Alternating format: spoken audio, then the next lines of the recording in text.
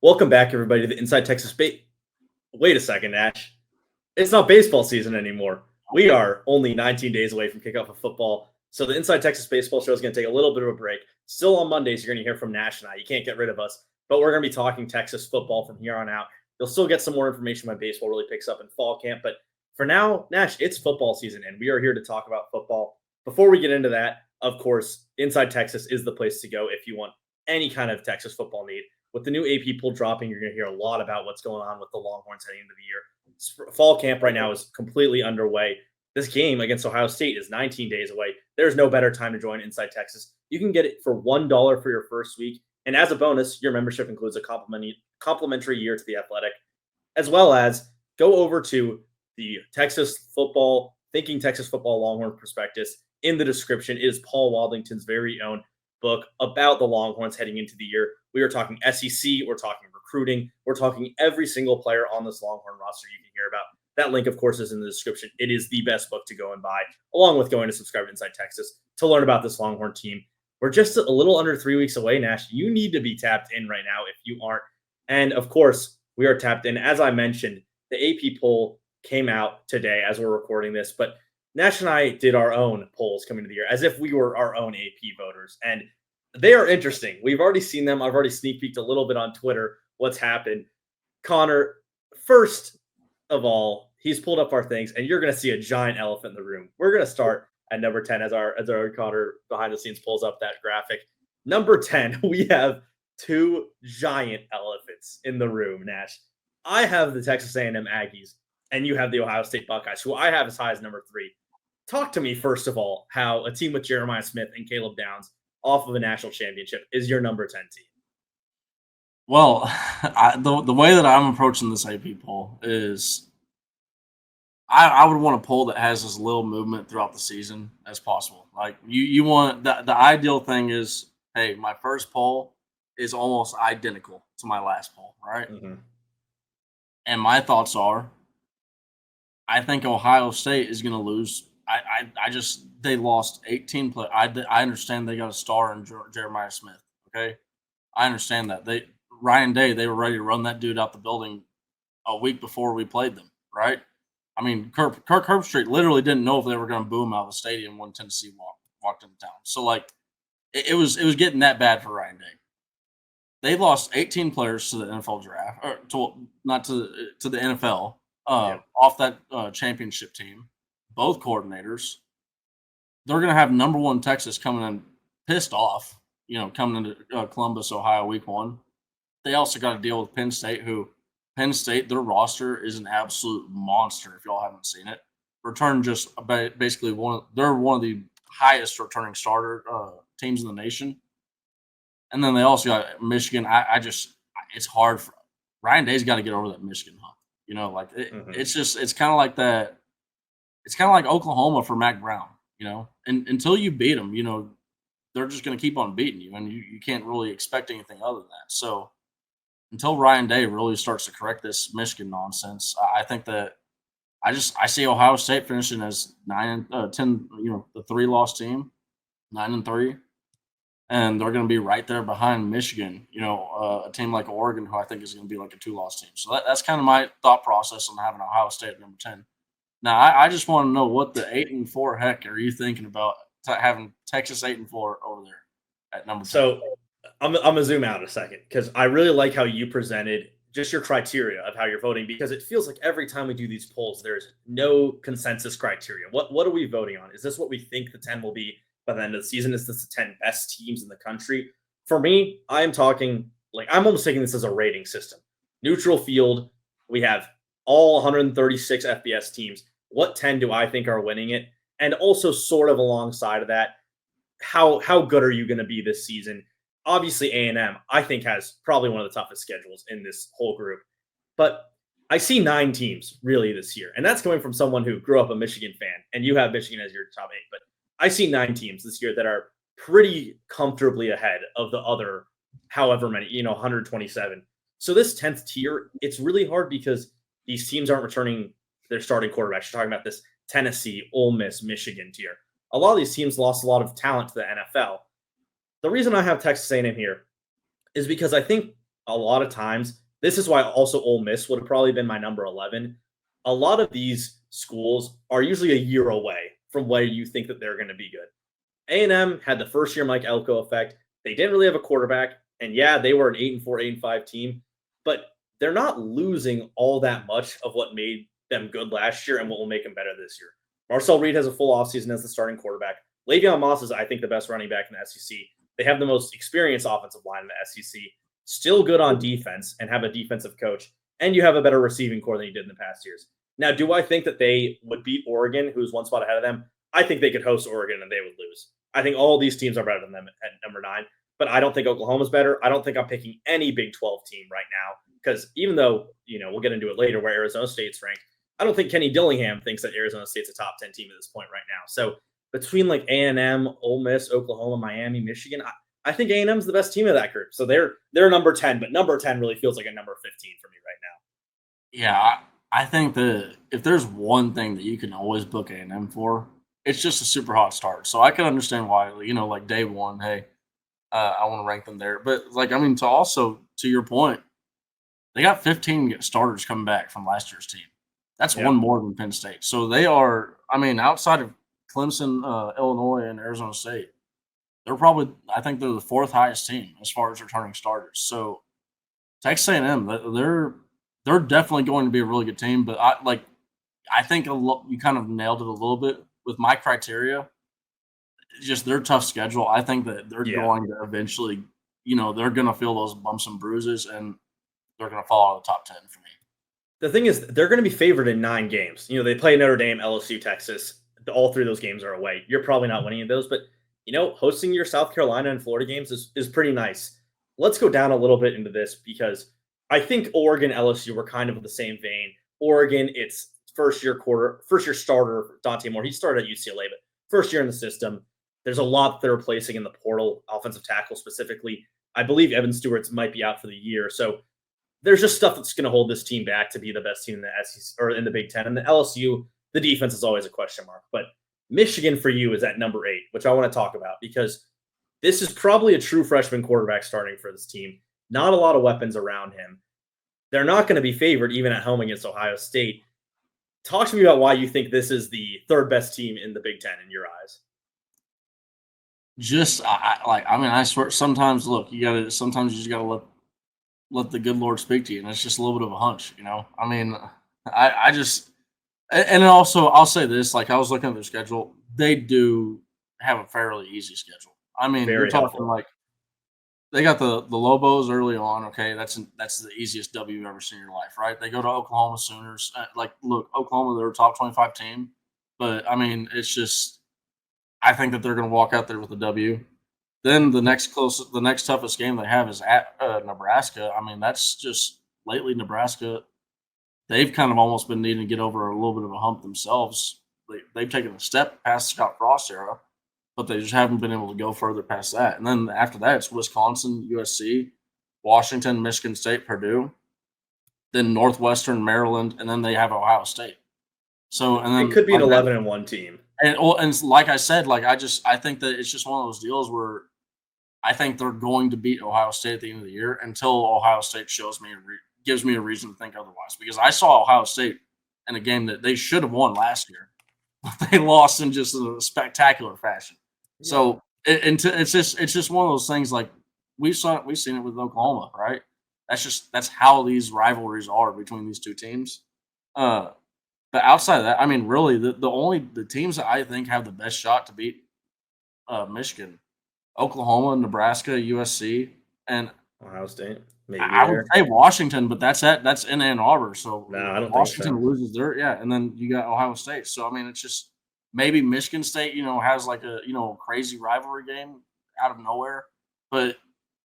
If you go out of that 5, still you're looking at 3 wins are really, really likely. Yeah, what Michigan dodges in the Big Ten is pretty absurd right now. They're dodging Oregon and Penn State. They don't play any of Illinois, Indiana, or Iowa, which are these frisky tier 2 teams that you like. Illinois got a pretty high ranking in the AP poll, which we'll talk about later.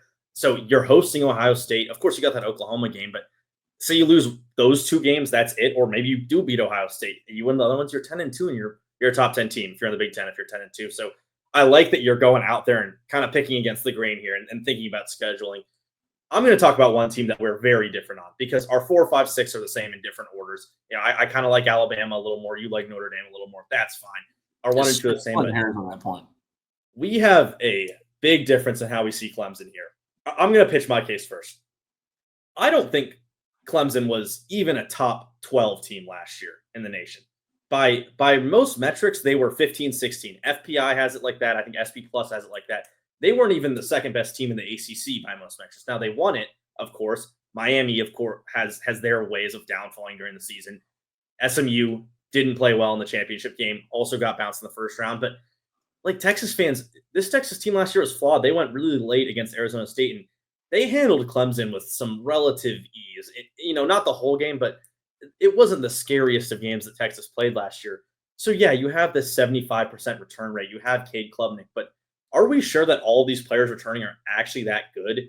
Now, I get it. You have some very high talented receivers. You have some defensive linemen that are going to be in the top 15 of the NFL draft picks. But who's playing running back? Who's on the offensive line that you're super psyched about? I just think that there's so many flaws with this team. And Dabo Swinney, he used the transfer portal. He got one edge rusher. He got a rotational edge rusher in the transfer portal. That was pretty much it. So you're talking about a team that's probably not going to run the ball a lot. Is going to be very one-dimensional in their passing game. I do think they're the best team in the ACC. I don't think they're a top 3 team. Now, I get the Klubnik receiver angle. They are going to throw better than most teams in the college football. But I feel a similar way about, I think Penn State and Alabama are going to throw the ball really well this year. And I think the rest of their teams are much, much better than what Clemson has. But I want to hear your take at number 3 for them. So, I mean, you heard me talk earlier, the 3 teams that are above Texas A&M and returning starters. Clemson's right above there, 16 starters returning. They're returning every single offensive lineman except for their left guard. You mentioned their 3 stud wide receivers. I mean, these dudes are some young studs. They are good. They are good. We were in on his recruitment, and I was actually with my buddies, and we ran into his dad, and we're like, "Hey, you want to transfer, man? I mean, we'll take you. We'll take Bryant, man." But I mean, TJ Moore, Bryant Wesco, Antonio Williams, like TJ Moore as a freshman, 651 yards on 45 receptions. Bryant Wesco, 708 on 41 receptions. Antonio Williams as a sophomore, 904 on 75 receptions. I mean, this is a group that, like, it's not even just a crazy take to say, hey, they could have a 1,000-yard receiver year, which just does not happen that often in college football. I mean, it's happened a few times. I think, ironically, one of the guys that used to do it was Brendan Marion. He was a part of a couple of weeks back in the day. So outside of them in Texas Tech, it just doesn't happen too much. But 3 1,000-yard receivers on the year, I think that, and then they do have a good amount of depth coming back. Not just depth, but like starters coming back on the for the defense. They have 8 starters come back for the defense, 8 starters for the offense. And then when you come back you also have Cade Klubnik coming in there. I mean, Cade Klubnik is looking like he's the real deal. And it's hard for me to pick against them, man. I really think that they're going to walk again. And this is sticking to the theme that I had. They're just going to sit there and they're going to walk through the ACC. I think they're going to beat LSU week 1. They're going to be favored in all 12 games. I think early on the juice is going to be flowing with them, and they're going to keep on rolling over teams. And I think we're going to look up at the end of the year to go, wow, they are a top 4 team. We both have Texas, Penn State 1-2. I think in general we both feel pretty good about our top 7 being the top 7. That's how I feel. I do. LSU, Oregon are frisky, but I'm not as big on them this year. Connor, before we go over to the actual AP poll, we're just going to flash on the screen what we thought would happen. This is not how we vote. It's how we thought would happen. Some similar things. I thought Ohio State 2. You thought Ohio State 3. Flip with Penn State. You had Clemson higher than I did, and I had Notre Dame going down a little bit. Oregon, Alabama flipped. Very similar though, and you will see with the AP poll, Nash pretty much hit it out of the park. Almost, man. And it's funny that I kind of in the little pre-show text chat, like I was roasting. If we go perfect, it's not that skillful. There's not that much skill in it, right? But of course, I almost nailed. All I missed was Oregon and Alabama. If you switch those around, I nailed it perfectly. Nostradamus comes in clutch, but The You know, it just didn't Nastradamus. happen. So yeah, Texas 1, Penn State 2, Ohio State 3. So unfortunate that you're missing the first ever 1 versus 2 in week 1. The only time there's been 1 versus 2 in the first 2 weeks was Texas Ohio State in 2006 when Ohio State came to Austin and kind of B2A'd Texas there. So it is 1 versus 3. You don't see that a lot, but Clemson gets that number 4 spot. Georgia get that number 5. Maybe you kind of have that like the coaches have won the national championship. We're going to put them here kind of vibes there. Notre Dame 6, Oregon 7, Alabama 8, LSU 9. That 9 I was talking about where I think that was kind of the main 9 that we're always going to be ranked there.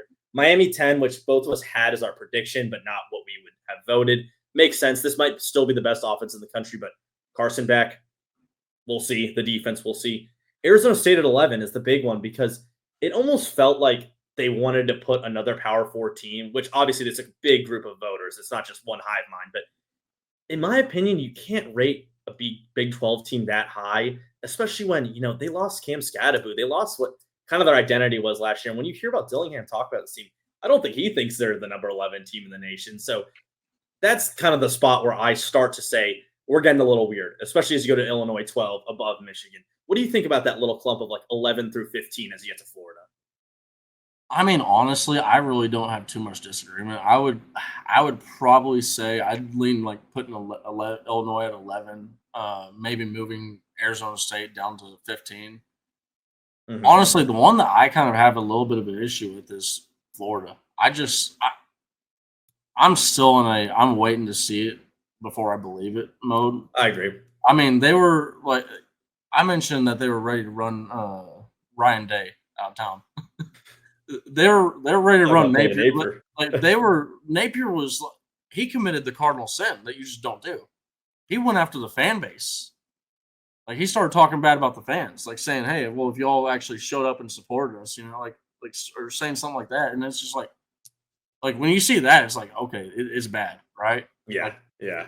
when a coach, it's just that doesn't happen. Like that's the cardinal rule you never break as a coach. But to deal with also, the reports of DJ Lagway's health, man. If they don't have Lagway, like, what do you got? Nothing. And it's one of those deals where like I look at them and I'm like, okay, well, if Lagway is even if Lagway is healthy, I mean, Lagway, you're just going off of a what if, what if Mhm. Lagway takes the next step? He hasn't shown it to me yet, and all the tools are there. He's really talented, right? He has he's one of the most talented players in all of college football. But it's kind of almost like the same thing with Anthony Richardson, right? There's all the talent in the world for that, right? But does it come to fruition on the field? I'd rather have a Kevin Jennings. I'd rather have an Avery Ooh, Johnson spicy take. leading my team, right? Like I would rather have one of those guys leading the team. Hell, I hate as much as I'm sitting here saying Darrell Royal, please forgive me. I'd rather have a John Mateer. So I mean, it's just it is what it is, But I think they're a little bit overrated. What I will say is I would have had them in my 11-12 tier. And you're seeing Ole Miss down there. I said Ole Miss was kind of in that discussion with me. It was probably A&M, Florida, Ole Miss. The two big reservations are, of course, the schedule. They're just not going to be ranked that high by the end of the year, kind of what you were saying. And also, yeah, Lagway needs to be healthy. We haven't really seen it. He's not really been a healthy player, and it keeps coming up. So I think that probably hurts them quite a lot, but the talent is there. You go down to also one of On3's newest employees, Josh Pate, had Lagway as his number 1 quarterback entering the year. So we'll see how that goes. 18-19 obviously sticks out to the Texas fans. Oklahoma A&M. Texas Tech at 23 is another big one. Not a lot of SEC teams are on that bubble. You see Tennessee at 24, and then big tier break into where Missouri and Auburn are ranked, and then the bottom 4 teams aren't anywhere near the poll. But Nash, I know you've had your opinions about this in the past. Texas goes at number 3, at number 5, at number 15, neutral versus 18, hosts 19. This is a pretty hard schedule when you have the numbers in front of you, right? And of course, they're going to get some of these Mississippi States, the Vanderbilts, the Kentuckys that feel like freebies in a way. But especially given your out of conference schedule having Ohio State, it feels like they have one of the 5 or 6 hardest schedules in the country, at least among these competitive teams. Like, Wisconsin's not going to be anywhere here, and they have the hardest schedule, in my opinion. But it's going to be a tough schedule, isn't it, Nash? Yeah, I mean, I made a comment because I saw one of my buddies on Twitter, Joseph Bonero. I saw him, put out a tweet saying, hey, these are all the ranked opponents that we're facing. I'm like, hey, they're still going to find a way to complain about our schedule, right?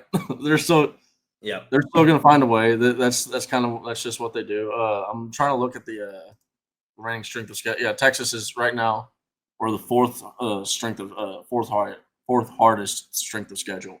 Oklahoma ahead of us, Vanderbilt ahead of them, and then Florida at number 1, and then Arkansas at number 5. So a lot of SEC. I mean, and it's honestly just all SEC because the SEC is really high rated in the FPI. But Yeah. I mean, still, even then, when you go and you look at the amount of ranked teams that we're playing, like Texas does have a hard schedule, and we're going to go play in Florida in the swamp. That is as much as I don't really think Florida is going to be that great of a team. I'm still waiting for Billy Napier. They got some really passionate fans, and that is a tough place to go play. You have the famous Gator Chomp going on out there, but I honestly do really like how the schedule kind of works out for Texas because I think that you have your tough game in Ohio State, then you come home, you lick your wounds from Ohio State if there are some wounds. If not, hey, it's a great opportunity for Steve Sarkisian to harp on. Hey, let's get back to the fundamentals. Don't get too high on that win. Right, you still got 16, 17 games to go. Then you go get a bye week, Florida Gators. This is probably I think this is probably the sneakiest, toughest part of the season is away game at Florida and then going straight to Oklahoma. But outside of that, I mean, once we get past that, then it's really just obviously you got the going to Georgia. That's going to be tough. I mean, Kirby Smart. We could easily be sitting there where Georgia. I think Georgia right now they're like 22-0 in the last 22 games, and then Steve Sarkisian he's 15-0 on the road. So if Texas and Georgia keep on winning, if Texas keeps on winning on the road, Georgia keeps winning at home, we're on a collision course for an undefeated home matchup versus an undefeated road matchup in the last 2 or 3 years. And that's just going to be one gigantic collision. And I'm going to talk about a little bit of pre-complaining here, but, ranked wins is easily the stupidest thing in college football because no one understands what it means and no one even has a consensus idea of what it is. But Florida's going to enter the year as a top 15 team. Before they play Texas, they're going at the number 9 team and at the number 10 team against LSU and Miami. What if they're just 2-2? They're not going to be ranked, but it's in the swamp against this Florida team off a bye week for them is going to be one of the 20 hardest games of the season for most teams, right? And so, or just a top 20 team away at their place. That's a tough game. And same thing with Georgia.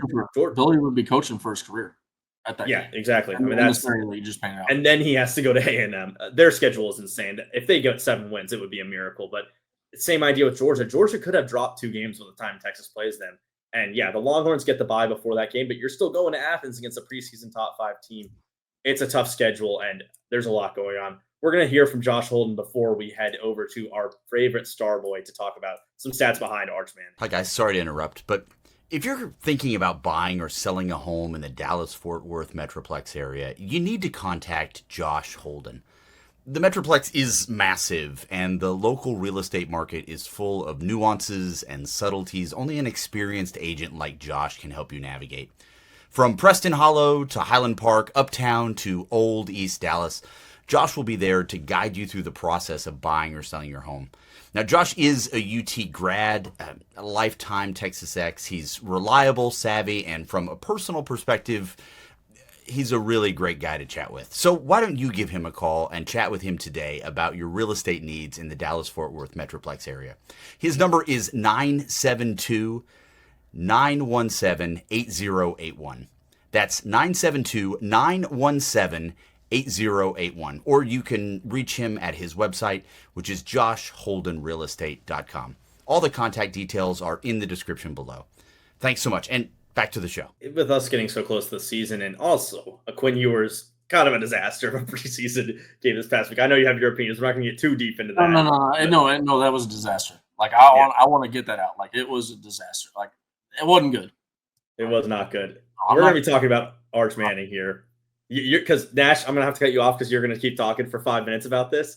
we're going to talk about Arch Manning and a recent article you did, because Nash is great with some of the behind the scenes stats, the stuff that you're not really getting, even if you have like a PFF subscription, but definitely not if you're just kind of looking at ESPN, College Football Reference, whatever, about some of these best quarterbacks. So, Connor, if you want to pull up that article Nash had, and Nash, talk about this first stat, which is on target percentage, which is one of the biggest ones for a quarterback, is getting the ball to the player and just give them a chance, because this Texas team is going to have some go and get the ball guys. Ryan Wingo, DeAndre Moore, Jack Endries.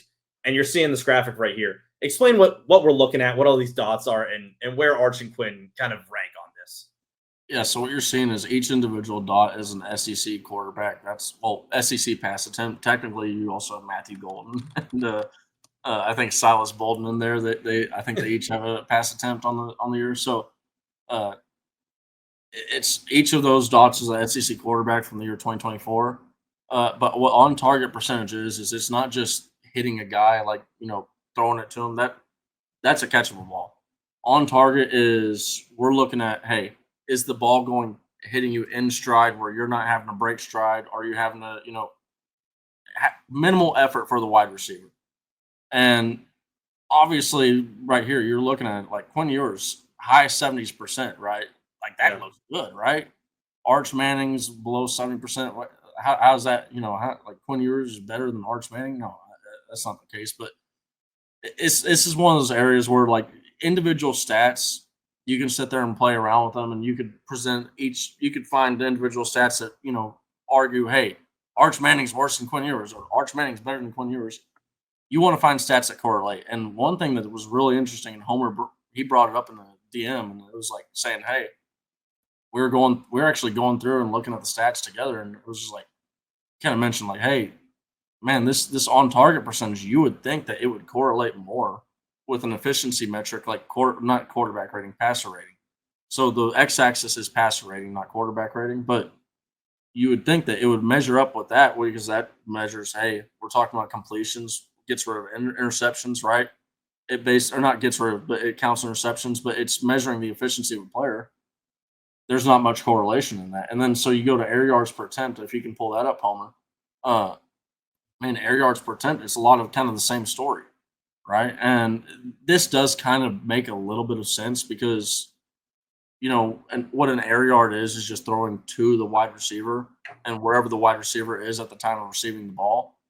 But that's going to take away, interceptions and that. So the things that would affect your efficiency, you're just not going to have those come through. And that's where, if you go and you look at yards per attempt, this is where you start to see, hey, we're starting to get some data that you can actually really see some correlation. And not only that, you can almost make tiers inside the data. You can see, Quinn Ewers is kind of in the middle of the pack for the SEC. Now, there's a lot of quarterbacks that have like a small number of attempts that are like 20 attempts.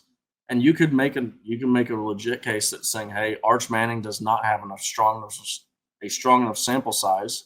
He's only started 2 games in the year and then played another half game. But you could argue he doesn't have a strong enough sample size to, get any real stuff from this data. But at 96, I think it's like 96 dropbacks, like that, you're starting to get to some legit like triple digit. You're playing football.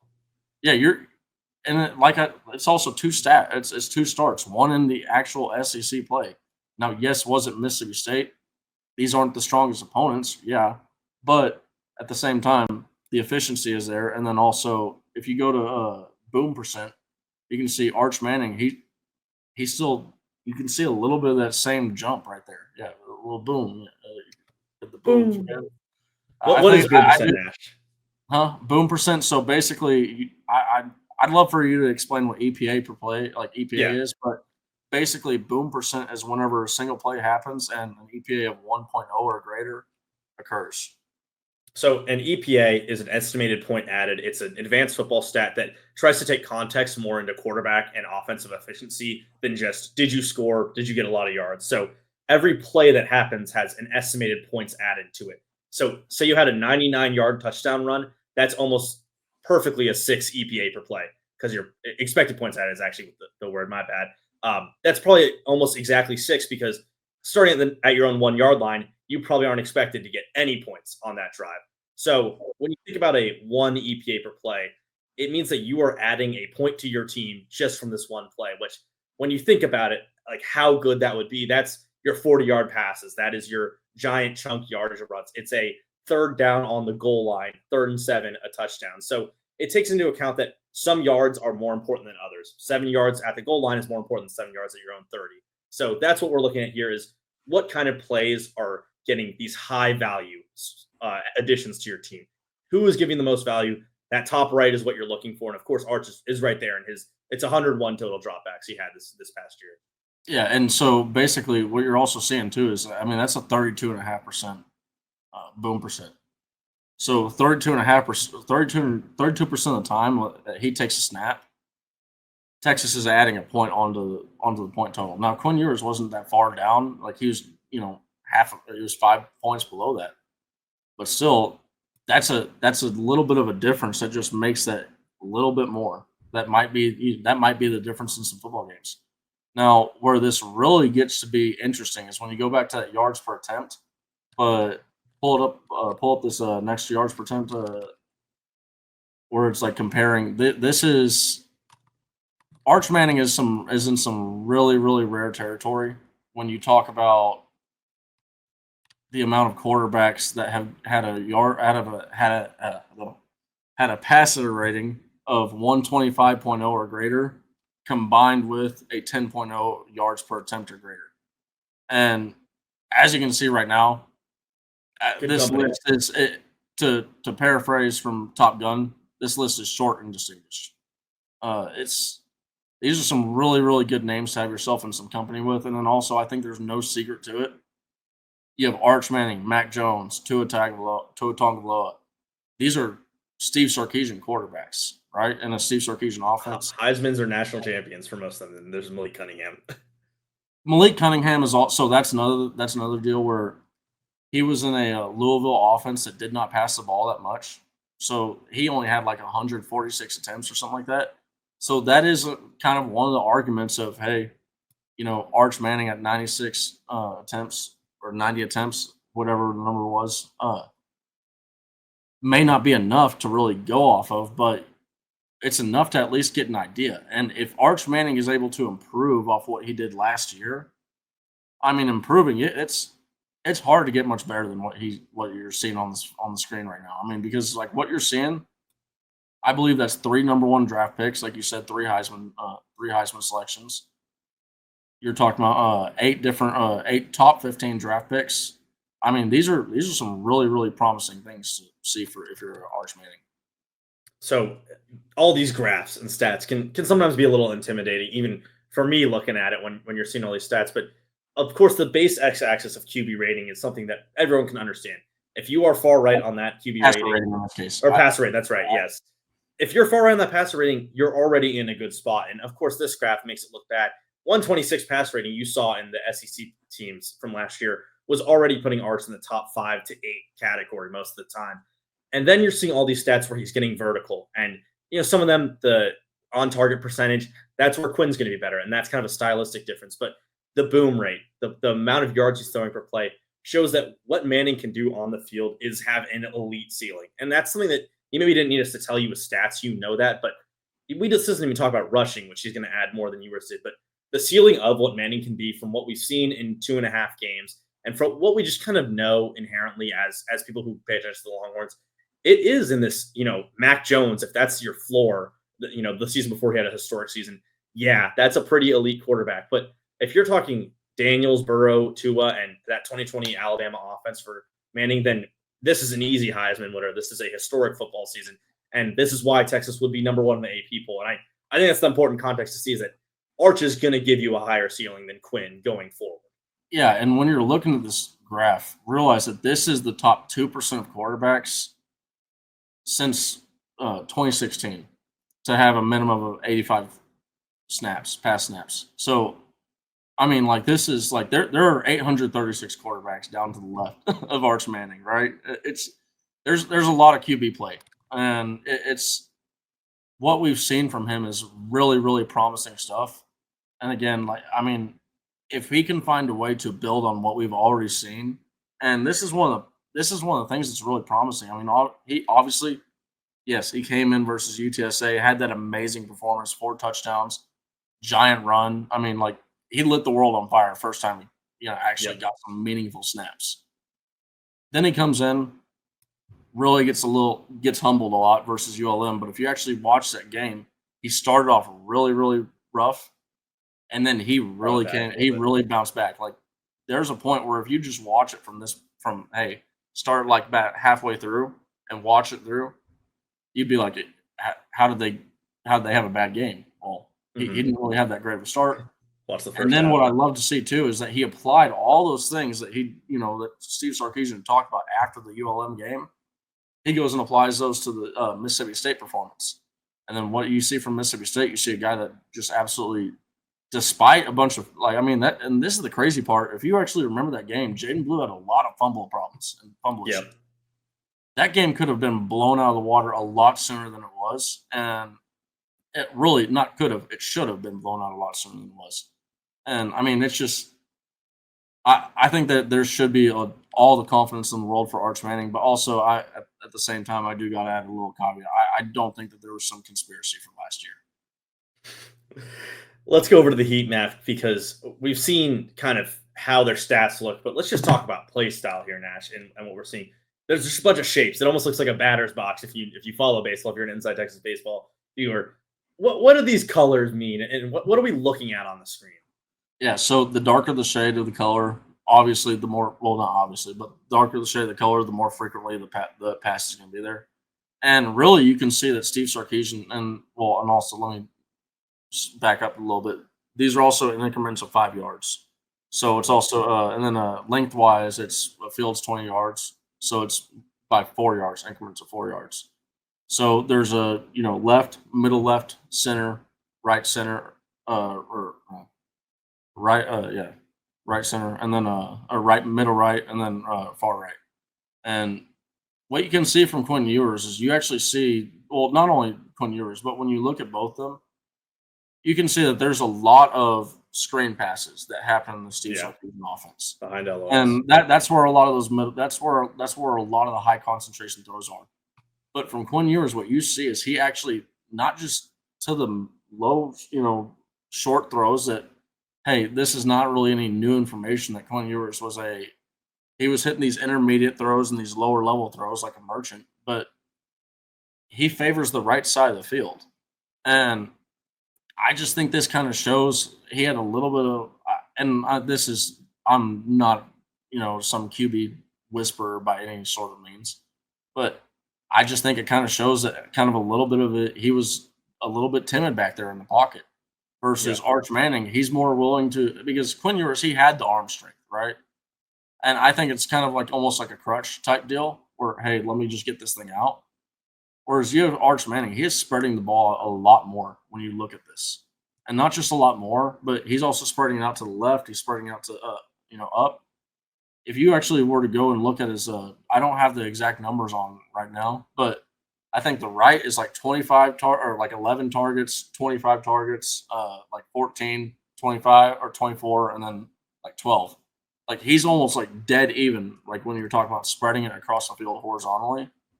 And then vertically, I mean, he's getting those shots down there on the field. And as we saw with that yards per attempt, that's why that yards per attempt number is so high, is he's hitting those shots. And when you have that efficiency happening with a guy that likes to play football like this, man, I mean, like you've heard of like a lot of people talk about this, man.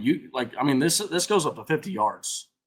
You have to cover every blade of grass when you're talking about defending Arch Manning.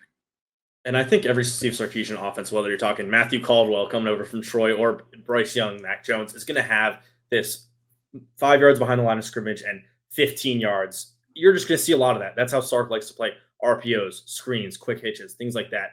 But you see with Ewers, there's a cutoff. That 15 yards, and he really favored that right side 15-yard sideline throw. That's the Matthew Golden spot. You can throw Matthew Golden's headshot right on that kind of blown up spot right there for him. But you see Arch, one of his highest ones is 35 yards out, middle right of the field. That's where he likes to live. And that's where you're going to see Parker Livingston. You're going to see Ryan Wingo more on some slot fades. All of these places, you're seeing how Quinn caps out at that 15 almost, maybe a little bit like 20 yards. Arch is skipping 25 yards and going to 30 through 50 pretty often. And again, this is from a pretty small sample size. You're going to see Arch a lot of the time going deep and also hitting these kind of 20-yard out passes that just weren't Quinn's bread and butter. And you just see how congested Quinn is in that 5 to 10 yards of the line of scrimmage in the middle of the field. And throwing in the middle of the field is a very big skill as a quarterback. That is an important thing you can do if you want to be an NFL player, but that's more of that 15 to 20. Can you get it there? And then can you also get it to the outside? And that's just not what Quinn was doing as much. It was within 5 yards, either in front of or behind the line of scrimmage and not going deep. And that's where you're getting that boom play percentage from Arch. That's where you're getting your air yards per attempt. That's why these styles of play are so different, because the heat map is showing Arch is going past 30 yards a lot more than Quinn will be. Yeah, and it's to that timid nature that I was talking about, like with Quinn Ewers. I don't feel like he trusts his arm. Like, I just don't feel like he like. I get that feeling. There's every now and then, not every now and then, like you will see the touch throws where it's like, hey, wow, like this dude's like legit. Like Kentucky was filled with all those throws, right? But like I remember there was that famous video of him throwing the out route as a recruit and just watching the ball zip. And I've never seen that zip on campus, right? We've seen all the touch throws, we've seen all these throws but these are throws that don't require a lot of momentum on the ball, and they don't require a lot of zip on them. We haven't really seen those bullet passes from Quinn Ewers, and I don't think he trusts his arm as much, because then I think a lot of that goes into freshman year. I mean, PFF, they have the deep balls where, and this is where like I like to get past 20 yards, because if you look at 20 yards, I mean Quinn Ewers is hitting all these things, right? He's hitting a good amount, but when you go past 25 yards, his freshman year he was 3 of 35. His second deep ball completion was versus Alabama. His third deep ball completion was versus Washington, and it was the final play of the game. I mean, like it was horrendous stuff that we saw from Quinn Ewers in year one with his deep ball, and I think that drastically affected his psyche throwing the ball deep down the field. And I just think that you're kind of seeing a little bit of the difference with Arch Manning. I'm going to sound like a broken record. I mean, I just feel like he trusts his arm and he lets it. You know what? Like, for better or for worse, he's going to let that thing rip. Yeah, and believe it or not, Quinn, his completion percentage and his big time throw percentage, speaking of some PFF stats that you look at quickly, went up every year. I mean, it got better every season. It's just like you said, you start out like that, it's gonna be tough to do that. I think when you were talking about the times that you haven't seen him zip the ball, the only times where I actually think that he did was like Matthew Golden at the goal line. I'm thinking Vanderbilt game, getting it to his outside. I think against Michigan, it was the same. When he was finding Golden on the goal line, yeah, Arkansas, it looked really nice. That's the Ewers you knew to come and love. It just didn't show up much in the last year on deep balls, and that's what's unfortunate.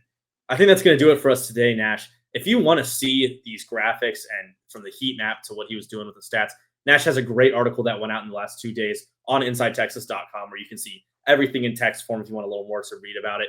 Of course, Inside Texas is just the best place to go for all this information. We've already dropped a few articles about the AP poll, whether it's just explaining where Texas is and some reactions to the new one. You can join Inside Texas for $1 in the first week. As a bonus, your membership includes a complimentary year to the Athletic.